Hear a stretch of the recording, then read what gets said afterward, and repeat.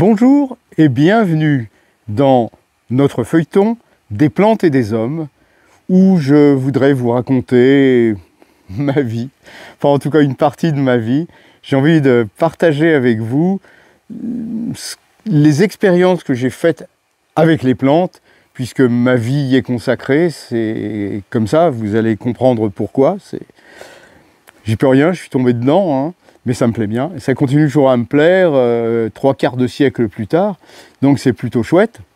Et il y a quelques années, j'avais écrit un livre qui s'appelle « Ce sont les plantes qui sauvent les hommes » chez Plon, que j'avais beaucoup aimé rédiger. Ça a demandé du travail, parce que parler de soi, mine de rien, c'est pas simple. C'est pas simple.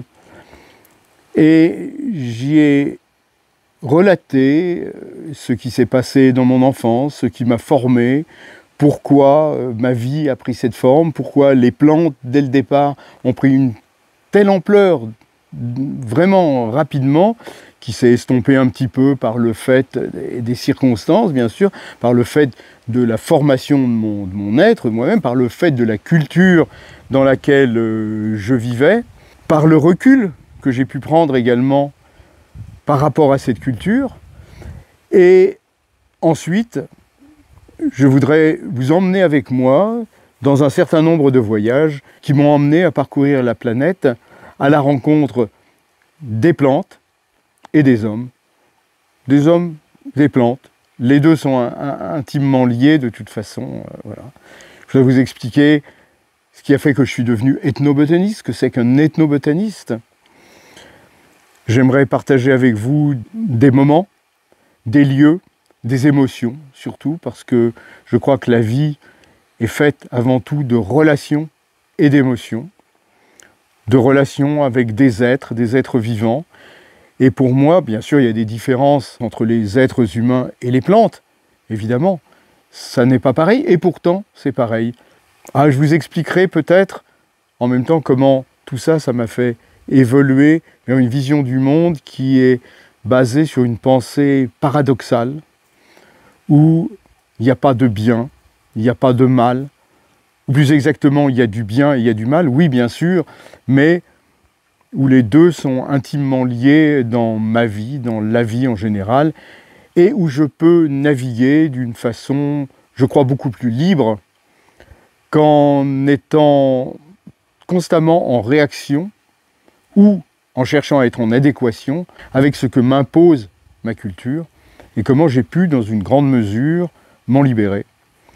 Et j'espère que toutes ces expériences, au-delà de la simple anecdote, au-delà de tout ce que vous allez découvrir, qui vous paraîtra peut-être un peu exotique, souvent tiré par les cheveux, probablement, peut-être improbable, vous verrez, mais que tout ça, ça vous donnera envie d'observer autour de vous, de développer à votre tour votre relation, vous, homme ou femme, être humain en tout cas, de développer une relation avec les plantes sans forcément aller jusqu'au bout de la planète. Vous verrez que c'est possible chez vous, sur place, autour de vous, à tout moment, où que vous soyez, qui que vous soyez, je le pense en tout cas.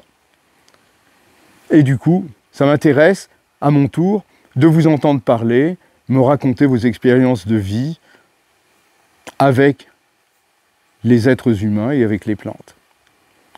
Je vous donne rendez-vous de façon régulière sur ma chaîne YouTube pour toute une suite d'aventures qui durera pas mal d'épisodes et je pourrais en rajouter encore.